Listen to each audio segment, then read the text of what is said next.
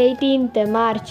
இன்றைக்கி ஏசப்பா நம்மளை பார்த்து என்ன சொல்கிறாங்கன்னா, செவ்வை பழுதாய் போனவைகளை மறுபடியும் சீர்படுத்தி அதை செவ்வையாக நிறுத்துவேன்னு அப்போஸ்தலர் 15:17 சொல்லப்பட்டிருக்கு.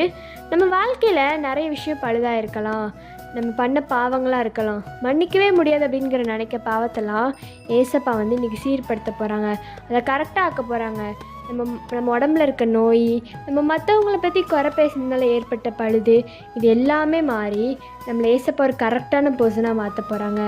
நம்மளோட செவ்வையான பாதையில் நம்மளை நிறுத்த போகிறாங்க.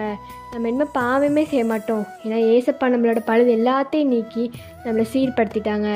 இன்றைக்கி நம்ம ஏசப்பாட்ட என்ன கேட்கணுன்னா, ஏசப்பா என் வாழ்க்கையில் நான் பழுதாக பண்ண விஷயத்தை எல்லாத்தையும் நீங்கள் மன்னிங்க ஏசப்பா, அது எல்லாத்தையும் நீங்கள் கரெக்டாக ஆக்கி நான் செவ்வையான வழியில் நடக்கணும், என்னை ஒரு செவ்வையான வழியில் நீங்கள் நிறுத்துங்கன்னு கேளுங்க.